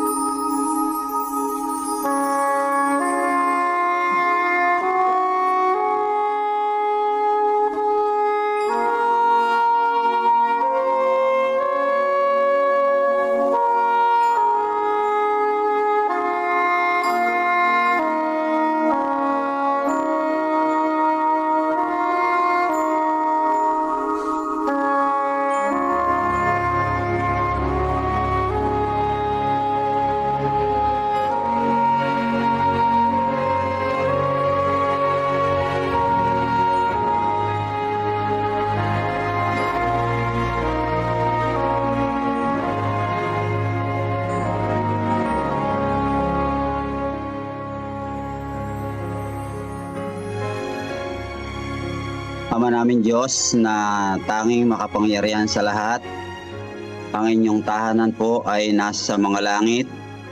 Kayo Panginoon ang may lalang sa bawat sa amin. Kayo Panginoon ang patuloy na nagpapala, nag-iingat at patuloy na nagbibigay ng buhay, lakas sa bawat isa sa amin. Kayo din Panginoon ang pinagmumulan ng lahat ng mga bagay na aming mga tinatangkilik. Kayo din Panginoon ang Diyos ni Abraham, ni Jacob at ng lahat ng mga propeta. Kayo din Panginoon ang lahat ng mga nagbigay sa amin ng pagpapala. Kayo ang gumising sa amin ngayong umaga upang kami Panginoon ay patuloy na magpuri sa inyong dakilang pangalan, pasalamatan sa lahat ng mga biyaya. At ngayong araw ng Sabat na ito Panginoon sa maghapon, kayo rin po Panginoon ang aming sasambahin, kayo rin ang aming papupurihan at pasasalamatan sapagkat kayo tunay na dakila. Sa umaga pong ito Panginoon, hinihingi po namin upang kami ay maging karapat-dapat sa pagdalangin, karapat-dapat na kayo'y sambahin sa Espiritu sa katotohanan. Kung kinakitaan ang bawat sa amin ng mga pagkukulang, mga pagkakasala, lihim manuhayag Panginoon, linisin ng dugo ng aming Panginoong Kristo ang aming mga puso at mga kaluluwa upang ang lahat ng aming mga dalangin at mga gawain at paglilingkod sa maghapon ay maging karapat-dapat sa iyong dakilang pangalan. Patawarin niyo po kami Panginoon upang kami Panginoon ay maging lapat na magpuri sa inyong dakilang pangalan ngayong umaga at sa maghapon pong ito. Ito pong aming dalangin sa pangalan ni Jesus. Amen. Sa oras pong ito, Panginoon, kami po'y nagpapasalamat sapagkat ikaw ay napakabuti sa amin. Amin pong pinasalamatan na binigyan ng kaarawan si Sister Erlinda Kitkitangon. Patuloy po siyang magkaroon ng spiritual strength at inyo pong ibuhos ang napakaraming pagpapala sa kanya. Ako rin pong isinasama sa panalangin ang mga kapatid po namin na nagdadaos pa ng iba mga kaarawan, anniversary. Kaya rin po ang mga na-post sa kanila. Rin pong pinapanalangin sa oras na ito si Brother Sunny Tabiso, Brother Semi Sibiso, Brother Simeon Tabiso. Naway patuloy po isang samahan Panginoon. Si Pastor Jovan Garabiles, si Pastor Jasper Poyong, Sister Susan Anulacion, and Pastor Nelson Antonio. Ang inyo pong walang sawang bentisyon ang igawad po sa kanila. Patuloy po silang gamitin yung instrumento upang ang mga talento na inyo binigay sa kanila ay patuloy na ma-develop at magamit sa inyong banal na gawain. Amin pong isinasama sa panalangin ang CLPM Headquarters, Every Family a Builder. Panginoon, kayo po ang patuloy na manguna sa bawat pamilya na nagtalaga at magkukumit pa upang patuloy na suportahan ang inyong itatayong bantayog misyon sa buong CLPM. Inyo pong punan ang pangailangan ng bawat pamilya na walang silid na kalalagyan upang lalo po silang magtiwala sa inyo na kayo'y napakabuting Panginoon na aming pinagdilig. Amin pong isinasama sa panalangin ang first 100 days goals of CLPM na lahat po ng mga iglesia, mga kapatid ay naka-onboard na upang kami ay lalong magkaroon ng isang pusong nagkakaisa, pusong sumusuporta at puso na punong-puno ng panalangin. Upang sa 100 days goals po ng CLPM ay aming makita ang inyong kapangyarihan, ang inyong kabutihan, ang inyong pagkapala na ibinibigay sa buong CLPM upang lalong umunlad at sumulong ang inyong gawain. Amin pong isinasama ang Bible study sa mga inmates sa Cabiao Municipal Jail. Nawa Panginoon, kayo po ang manguna sa mga tagapagsalita, sa mga nakikinig, sa mga ginagamit po ninyo mga kapatid, na ito'y maging matagumpay. Amin pong isinasama ang mga bagong binyagan sa San Antonio ni Ecija at sa buong CLPM. Sila po ay maging matatag at malakas sa pananampalataya. Inyo pong gamitin ng kanilang mga spiritual guardian na gagabay po sa kanila. Inyo pong gamitin ang mga care group upang lalong maging ibo ang bawat isa. Narito po, Panginoon, ang aming mga kapatid na humihingi ng kagalingan sa kanilang karamdaman. Kayo po ang patuloy na manguna sa kanila, Panginoon. Huwag niyo po silang pababayaan. Mula po kay Sister Res Merielos, Esther Domingo, Iliel Mercado, Simon Jeromeno, Evelyn Navarro, Virginia Orsodan, Amara Vergara, Isla Talia Trinidad, Sister Rebi Yonko, Sister Marilyn Macarayo, Victoria Villar, Marcos Espiritu, Eva Pablo, Benhor Agudes, Tess Edkibal, and Brother Ranich Guerra. Kayo po ang patuloy na muna sa kanila, Panginoon. Narito rin po, Panginoon, ang aming mga kapatid na patuloy na dumadalangin sa kanilang mabilis na recovery from their operation. Tempa Limbaro, Lina Barredo, Sister Susie Caranza, Jerely Coneo, James Cajobe, Humbing Pilartos, Kay Gocheco, Celia Monsayak, Norberto Serapin, Nelis Guerra, Ronald Midford, Bertrand Quillo, Samson Lacambra, Marian Dane Malubay, Gloria Blasi, Gemma Muya, Christine Aguilar, Emerson Parcon, Susana Garcia, and Miriam Rosete. Panginoon, i-bless niyo po ang aming mga kapatid pong ito. Kayo rin po muna sa family member na patuloy na gumagapay sa kanila upang lalong maging mabutit maayos ang kanilang recovery. Kayo po magpuno ng kanilang pinansyal na pangailangan upang lalong masustunihan ang kanilang mga kailangang medisina upang lalong mapabilis ang kanilang pagpapagaling. Nawa sa oras pang ito, o dakilang Diyos, kayo ang patuloy na manguna sa bawat isa. Kayo magpala. Kayo ang patuloy na gubay sa buong CLPM. Maraming pong salamat sa pagdidig sa aming panalangin. In the name of Jesus, I pray. Amen. Amen. Amen. Amen. Amen. Amen. Amen. Amen. Amen. Po. Amen. Amen. Happy God. Misyon ay hindi natatapos sa ating mga iglesia. Ito ay patuloy na isinasabuhay sa ating mga tahanan, sa ating mga komunidad at sa bawat puso na nagmamahal sa Diyos. Ngayon, tinatawag tayong lahat na makiisa sa isang dakilang adhikain. Building up for mission. Ang Central Luzon Provinces Mission ay naglulunsad ng isang pambihirang pagtutulungan, ang CLPM Headquarters Development Partnership Campaign. Hindi lamang ito tungkol sa pagtatayo ng isang gusali, kundi sa pagtutulungan ng mga anak ng Diyos upang itayo ang tahanan ng misyon. Isang lugar kung saan uusbong ang mga programa, manggagawa at paglilingkod para sa kaharian ng Diyos.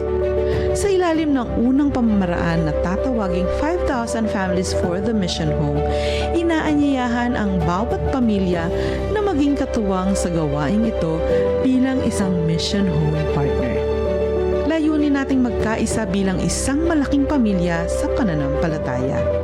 5,000 pamilya na magpapahayag ng pagsuporta sa pamamagitan ng 1,000 piso bawat buwan sa loob ng 1 taon.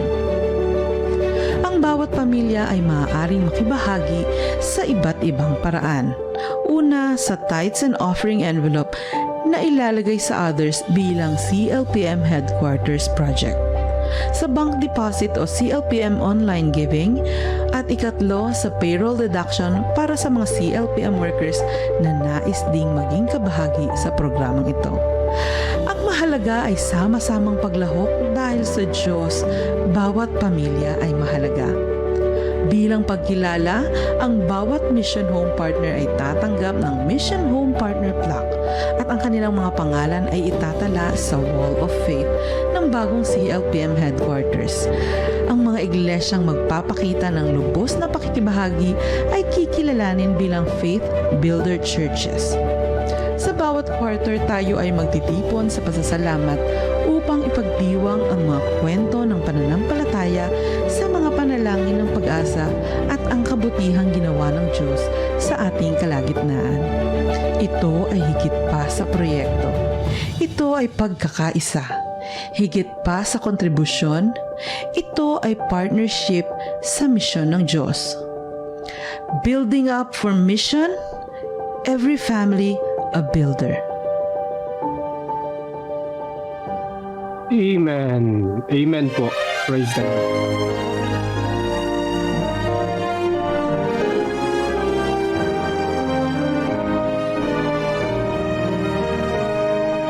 We've been called to speak boldly far and near. Jesus is the only way. With a humble heart, let us do our part. That's our mission every day. Prophecies fulfilled, there's no time to waste. Let's declare that Jesus saves. Christ so loved the world that He gave His life. This truth we shall proclaim. Founded in the Bible, focused on the mission till we see Him high in the clouds. Soon we'll hear the trumpets, thunder will be sounding. Here He comes, the King of Kings. He descends in glory, majesty and power.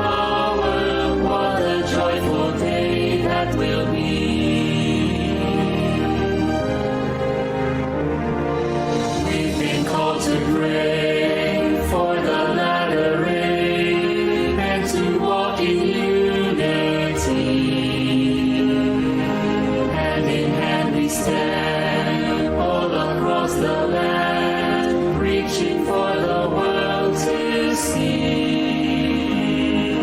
He's the great I am. He is Lord of lords. He's worthy of our highest praise.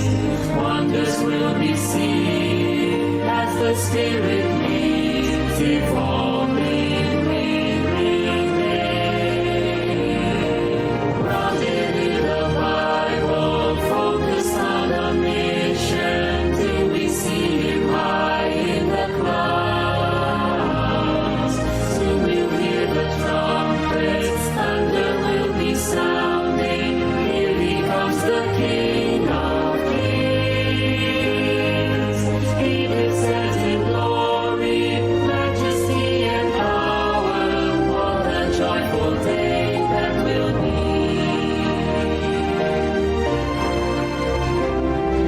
Grounded in the Bible, focused on the mission till we see Him high in the clouds. Soon you'll hear the trumpets, thunder will be sounding. Here He comes, the King of Kings.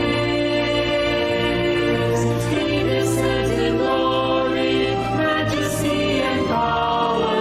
What a joyful day that will be. He descends in glory, majesty and power. What a joyful day that will be.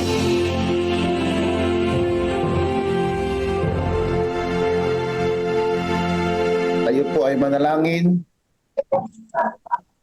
Salamat po ng marami dakilang Diyos sa pagmamalasakit ng amin pong Panginoong Hesus sa inyo pong iglesia, sa misyon at maging sa amin, Panginoon, na kami ay makiisa kay Kristo na inyo pong buktong na anak, upang ang misyon na inyo pong pinagkatiwala ay amin pong magampanan sa pamamagitan ng taos-pusong pagkakaloob, sa pamamagitan ng personal na aktibidad, sa pamamagitan ng pagtutulungan ng bawat kaanib ng inyo pong iglesia. Father God, Lord, thank you for the beautiful reminder. Thank you, Lord, for your goodness. Help your church to be united in you. Thank you so much, Heavenly Father, for this wonderful day, for this wonderful Sabbath day. May the Holy Spirit be upon us, O Lord. In Jesus' name, Amen. Amen. Amen po. Amen. Mga kapatid, sa sandaling ito, pakinggan po natin ang ating pong mahal na CLPM President, Pastor Jerry Estebillo, para po sa kanya pong mensahe para sa ating lahat. Pastor Jerry. Maraming salamat, Brother Edmond. Maraming salamat, Pastor Nelson and Pastor John Barredo sa pag-organize ng magagandang mga naka-schedule na mga speakers natin. International speakers, mga kapatid, from General Conference officers natin, primarily sa ating pong Departamento ng Stewardship o Adventist Stewardship Ministries. Ako po ay nananawagan sa inyong lahat, mga kapatid, na naririto. Ang ating bilang ay marami naman, na yung panawagan po ng ating Ministerial Secretary ay paigtingin po sana natin, mga kapatid. Gumawa po tayo ng intensified promotions. Mag-ingay po tayo, mga kapatid, sa darating pong 3 linggo. Maging makulit po tayo po sana sa ating pong pag-promote. Yanyayahan ang mga kapatiran, lalo na po ang lahat ng ating mga kapwa church leaders. Pangungunahan po tayo ng ating pong mga pastor. Paulanin po natin at punuin ng announcement ang ating mga group chats. At kung maaari po, ang inyo pong mga kaibigan, ay nananawagan po ako sa inyo, ibahagian nyo na rin po ng link ng ating pong Zoom link na ginagamit sa Daily Spiritual Empowerment. Yan naman po ay hindi nagbabago. Kaya akin po kayong inaanyayahan, personal, na atin pong danasin. Let us experience with us yung pong spiritual empowerment na nararanasan na atin pong ginagawa everyday. Ipakiusap sa mga church leaders ng local church na yung araw na ito, na kung hindi po sila nakadalo sa atin pong morning worship ngayon, pakiusapan po sila na panambitan na gamitin po ang pulpito para mag-announce ng ating pong daily spiritual empowerment, dahil meron po tayong world speakers, international speaker, na ito po ay in-schedule ng ating pong mga coordinators ng Ministerial Secretary at ng ating pong Stewardship Ministries Director, si Pastor John Bredo and Pastor Nelson. Sayang po ito mga kapatid, mahirap po itong kunin ng schedule. Kaya akin po kayong kinapakiusapan, mag-rally po tayo, mag-ingay, sabihin po natin, ikalat ang balita na simula ngayong February 9, si Angel Barbe, Pastor Angel Barbe ay isang mahusay na speaker po yun. Maghanda po kayo ng mga tanong, Tagalogin po ninyo, kami na ho ang mag-i-English kung hinahihirapan po kayong magtanong ng Tagalog. So kung ano man po ang mga concern ninyo tungkol sa stewardship, ay akin po kayong inaanyayahan, personal ko po kayong inaanyayahan na huwag po kayong absent. Sa halip, paramihin pa po natin ang attendance ng ating daily spiritual empowerment, particularly sa darating pong 3 linggo. Marami pong nakaabang na mga guest speakers na naanyayahan po nila. Salamat po mga kapatid. Happy Sabbath and happy God first morning sa inyong lahat. Amen. Happy Sabbath po, Pastor. Salamat po, Pastor Mary. Ang tagal po natin lahat ay mangungulit na mag-invite. Happy Sabbath po. Okay po. Happy birthday po sa lahat po ng mga nag-birthday ngayon. Kasama po natin si Sister Arlene Rakitaon at si Sister Yvonne Paz. Happy birthday po sa inyo. Happy birthday. Ayan. Okay po. Ano ni Jonathan? Santa ba tayo or batihan? Happy birthday, Nina. Happy birthday po. Talagang hindi nakasawa. Happy Sabbath po. Ingat po sa lahat ng mga Thank you very much. magbabiyahe. Happy birthday, Brother Johnny. Thank you po. Thank you po. Brother Esmin. Thank you. Dahil malayo pa akin, November pa. Sister Lynn. Pastor, thank you po. So blessed po ngayong araw na ito. Naiyak tuloy ako. Brother Esmin, sa kalsadaan tingin. Pero best po sa inyo, Sister. Salamat mga kapatid. Sister Yvonne. Ingat po. Salamat po ulit sa lahat. Thank you po. Kaya mga kapatid, sa lahat po ng mga participants natin sa backstage, Kuya Melvin, Brother Edmond, thank you po sa inyo. Salamat din po, Pastor John. Salamat po sa lahat. Brother Edmond, magpe-pray si Jairen. Magpe-pray doon. Jairen, Bakit? Birthday ba ni Jairen? Malapit na. Narinig ka sa Jairen. Papalitan niya si Pastor Joey. Wala pa po chanting. Si Cyril daw magcha-chanting. Jairen, mag-chant ka raw, Jairen. Johnny, happy Sabbath. Happy Sabbath po. Jairen, chanting ka na daw. Saan ba? Parang tulog pa ata si Jairen eh. Ayun, hindi ko tutulog. Hoy, tumahimik kayo. Tahimik muna kayo. Jairen. Okay, tahimik po. Ay, manahimik muna kayo at magsasalita si Jairen. Ng ating future pastor. Sa katapus-tapusan, mga kapatid, mga pagkasakdal kayo, mga aliw kayo, mga kaisa kayo ng pag-iisig, mga puy kayo sa mga banal, at ang Diyos ng pag-ibig at ng kapayapaan ay sasay ang biyaya niyang Panginoon Jesucristo at pag-ibig ng Diyos at ang pagkikipisa ng Espiritu Santo ay sumainawang lahat sa araw na Sabat na ito. Amen. Amen. Amen. Kaping-kape. Pastor Joey. Galing ni Jairel ah. Kaping-kape. Amen, amen, Jerel, amen. Bukas na umaga ikaw uli, ha? Pati yung every family a builder. Next time siya na din. Brother Edmond. Ingat kayo, Yasmin. May kapalit na ako. Si Jerel, ha? Si Jerel, ang umaga. Napay-rate. Pastor Joey. Kapalit na si Pastor Ocampo. Nakakatawa ka, Jairel. Sabat, Jairel. Bukas na umaga ikaw uli, ha? Tuwing umaga ikaw. Magbarong ka ngayon. Magbarong ka daw. Okay. Okay daw, okay. Mapupuno na yung schedule ni Jairel niyan.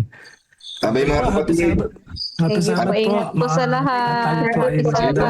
Ingat po sa mga nagtatravel. Ingat po sa daan. God bless po. Ingat Po, sa ating mga biyahe po. God bless po. Happy Sabbath po sa inyong lahat.